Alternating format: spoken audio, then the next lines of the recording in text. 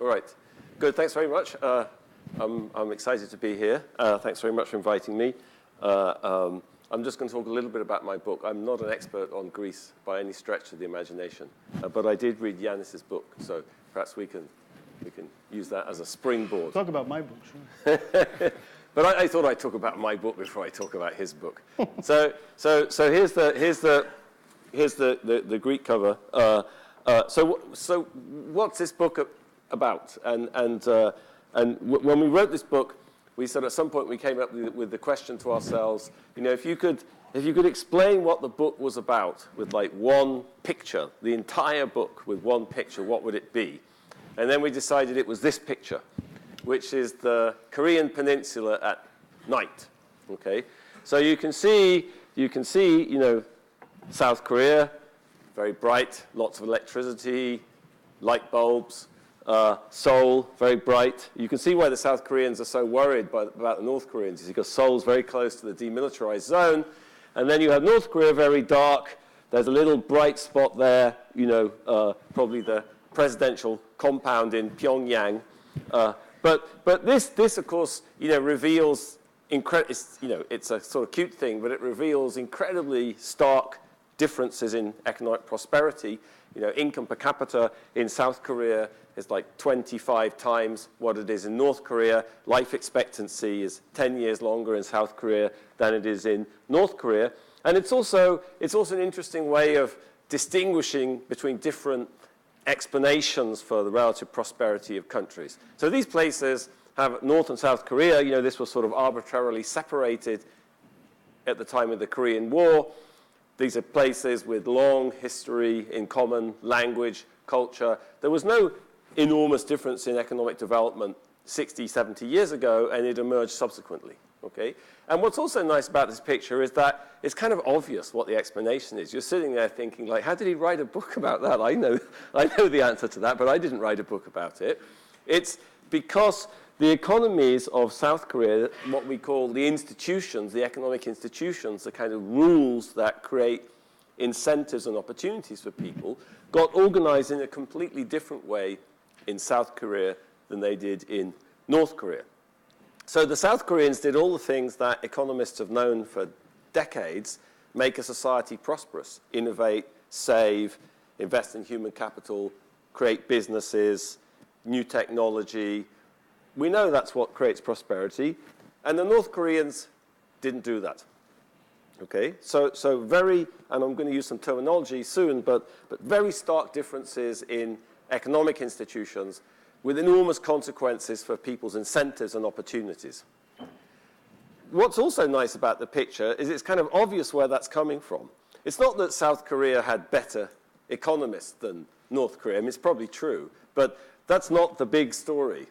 The big story is the reason that these two societies got organized in such different ways is politics, okay?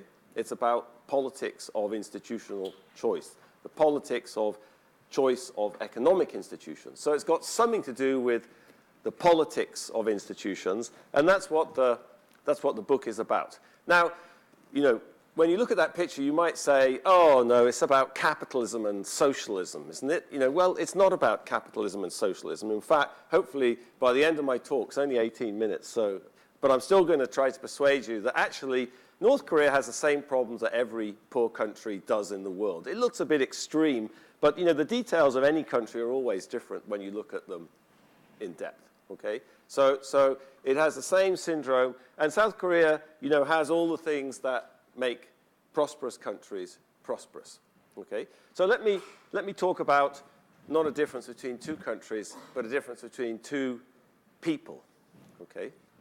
Here's Bill Gates. He was the richest man in the world when we were writing this book. Now he's like, you know, yesterday's news. It's, you know, Amazon and Facebook or whatever it is. He's still second. So, He's still second. Is he? Okay. Well, second. Who cares about being second? Okay. You know, no one remembers second. So here's Bill Gates, okay? So I mentioned economists know what creates prosperity. How did Bill Gates make all this money? Innovation. He innovated in the software industry, okay? In fact, he didn't just make an enormous amount of money for himself. He sucked enormous amounts of talent and creativity and entrepreneurship into the software industry, okay? So he actually generated a lot more wealth than he himself was able to benefit from. Okay? And when we wrote this book, the second richest man was Carlos Slim in Mexico. Now, Carlos Slim was almost as rich as Bill Gates, but the difference between Bill Gates and Carlos Slim that's important is how they made their money. Carlos Slim made his money by getting his friends in the one-party Mexican state to privatize the telecom monopoly to him. In fact, the OECD made a very conservative calculation that between 2005 and 2009, the economic losses to the Mexican economy from Slim's monopolies was twice his fortune. Okay? So this isn't just taking money from the average Mexican and giving it to Carlos Slim. This is making all the Mexicans worse off. Okay? So I think two men, very ambitious, very clever, energetic business people, but they made their money in completely different ways. And that's what the institutions are about. It's the institutions that pushed Gates into innovating. You know, if you want to be successful in the US, if you want to make money, you want to be rich, you start a business, you become an entrepreneur. That's still the way to do it. That's not the way to do it in Mexico or Colombia. Or the way to do it is to make friends with powerful people, get regulations, barriers to entry, get a monopoly privatized to you. That's the institutions push those people in very different ways. Okay? And it's not that Bill Gates was a good guy and Carlos Slim was a bad guy. What's Bill Gates doing here? You know, he's swearing to tell the truth, the whole truth, and nothing but the truth. He's appearing in front of US antitrust authorities, and Microsoft were found guilty of violating the Sherman Act, okay, which was a 19th century antitrust regulation. And in fact, you know, there's a long history of this sort of thing in the United States. This is an octopus, but if you look at the head, you can see it says Standard Oil. It's kind of an oil drum, so it's like the Standard Oil octopus. So this is the big kind of trust, they called it in the 19th century, of Rockefeller. Okay? And you can see what it's doing with its tentacles. It started off in oil in Pennsylvania. He's got his tentacles around this is the White House. He's got his tentacles around, the Capitol, around, he was buying politicians, and, So what happened to the Standard Oil Company? Okay? It was broken up by US antitrust authorities in 1910. Okay, so this battle goes a long way back into the 19th century when the Sherman Act was passed. Okay, this scene is this octopus is absolutely unimaginable in Mexico. Okay, and this scene in particular. And just to kind of give you a flavor of how this goes on, some of you, this is the sort of computer-generated design for the new airport in Mexico City. I don't know if there are any contractors in the room or architects, who kind of tried to get the contract for this. But this is this is going to be the new airport in Mexico City, designed by Carlos Slim's son. But surely the contracting process, no, to be built by Carlos Slim. Okay, so this is just like 2 years ago. So this all goes on, all right? So North Korea, South Korea, Mexico, United States. Let me introduce some terminology, and I'm going to go back to light bulbs. Like my wife, she always says, like, this Korea thing, it's confusing. There's a lot of confounders. If you're using some economics jargon, there's a lot of confounders here. It could be that the North Koreans have lots of electricity, but they just don't have any light bulbs. Or it could be that the North Koreans are trying to reduce their carbon footprint. But here's the light bulb, and it's the patent. It's Thomas Edison's patent for the light bulb in 1880. Okay, so light bulbs is pretty old technology. It's quite curious that 140 years later the North Koreans don't have them. But anyway, and I want to emphasize the patent for a particular reason, okay? So I've been talking very briefly about these institutions and about the rules that create different patterns of incentives and opportunities, okay? The rules that pushed Bill Gates towards innovation and pushed Carlos Slim towards establishing all these monopolies, okay? So we have a terminology for that in the book. We say that what happened in the United States with all its imperfections. You know, so these dichotomies, they're useful for developing the argument, but of course the world is full of gray areas. So just that little caveat. These institutions that pushed gates in this particular direction, what do we call those? We call those inclusive institutions. And I think the patents are a very interesting example of that. First of all, patents they protect your intellectual property rights. That's meant to create incentives for innovation.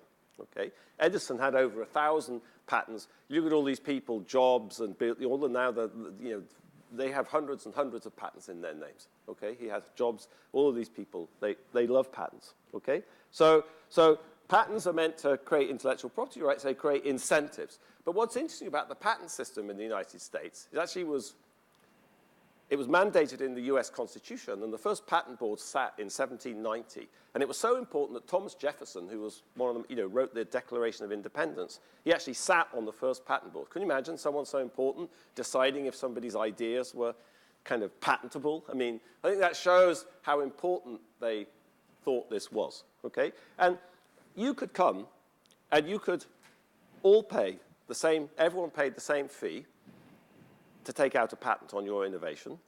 The patent board would decide if it was patentable, and then the state enforced it, okay?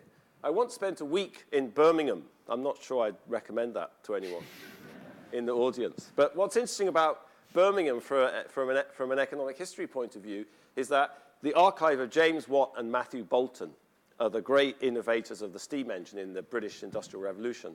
That's all in Birmingham, in the Public Records Office in the middle of Birmingham. And what's fascinating, I spent a week reading their correspondence. And what's fascinating about that is how obsessed they were with patents. Watt was in Birmingham making sure the steam engines got produced. Bolton was in London making sure their patents got enforced by the British government. Okay? So it's a big deal, all right? And I want to say this patent, creating incentives, very broad-based incentives in society, open to everybody, you pay the same fee, the state enforces your intellectual property rights. That's a great example, I think, of an inclusive institution, and it's directly connected to innovation, okay? What's an example, what's the opposite of inclusive institutions? We call that extractive institutions, okay? Shut me up, how long do I have? 3-4 minutes. Okay, all right. Inclusive institutions in the economic sphere, extractive institutions. Think about Carlos Slim's monopoly. But lying behind inclusive and extractive economic institutions is politics. It's not a coincidence that Carlos Slim got that monopoly. It was a one-party state. There was no democracy. He got it privatized to him by his friends, okay? What about this thing? Where did this thing come from? Like, how come the US government passed this inclusive patent law in 1789? Because the US was already a society where political power was sufficiently broadly distributed in society, and the state worked in a kind of effective way that it was very difficult to have a clientelistic type of patent system. Okay? So lying behind this inclusive and extractive economic institutions are what we call inclusive and extractive political institutions. And there's two dimensions to that, which it makes it a little bit complicated. The first one is obvious. It's about, if you want to have inclusive economic institutions, you don't get at that at the whim of some autocracy. You have to have a society where political power is broadly enough distributed in society. So here's just a cute example of that from the BBC. Here's President Mugabe. Until last November, he was the president of Zimbabwe. You probably knew him as a very successful politician, but you probably didn't know he was also a very lucky man, okay? So here's a story about President Mugabe has won the top prize in a lottery organized by a partly state-owned bank. I'm not sure if that's relevant or not. Who could have guessed? Okay, so you know, there's a very, I don't know if Greece has politicians like this, you know, but I don't think England, we don't have politicians like this in England, you know. So this is what's going on here. You know, it's obvious what's going on. Zimbabwe is a place where, you know, political power is very narrowly concentrated in the hands of senior people in the military and the ZANU-PF political party. I did some field work in Zimbabwe last year, and I had breakfast with a very interesting Egyptian lady who's a CEO of a big multinational in Zimbabwe. And I was asking her about the politics and, why was it so difficult to get things moving in Zimbabwe? National income in GDP per capita in Zimbabwe is 50% of what it was in 1980 when this guy came to power. So if you think things are bad in Greece, you're only halfway there. So, and this lady, I won't say what company she worked for. At some point, she looked at me, really impatiently and said, I don't know what your problem is. What is it you don't understand? I mean, there's plenty of money in this country for 300 people. That's the Zimbabwe model, okay? But here's the second part. So if you want to have inclusive, and I'll shut up. And then I'll shut up, yes. Here's the second thing, okay? If you want to have inclusive economic institutions, you need to have power distributed in society. You can't have a narrowly concentrated elite like in North Korea. But here's the second thing you need. You need a state with capacity, okay? And what is this? This is the excise round of Supervisor Cowperthwaite in 1710 in Richmond, Yorkshire. So I've read his book, you see, so I emphasize taxation for a reason. And what is this? What is this? There's Supervisor Cowperthwaite. Who was he? He was an excise tax official, and this is where he went between the 12th of June and the 5th of July, going around checking up who was producing beer and bread and butter and figuring out how much tax they should be paying. And you can see all the separate Bedale, Richmond, Asquith, all the the excise officers that were under him. Okay? So this is 1710. This is the kind of 20 years into the creation of a modern bureaucratic tax system in Britain. And this is an aspect of immense kind of state capacity that actually never existed in England until after 1690s. But you need to have this state that has capacity, and you have to be able to enforce patent laws. Okay? You have to be able to enforce antitrust against Bill Gates or Carlos Slim. So that's the second part. It's about the accountability of the state, but it's also about the effectiveness of state institutions. So I have a little diagram here, but I shouldn't talk about it. But you got the idea.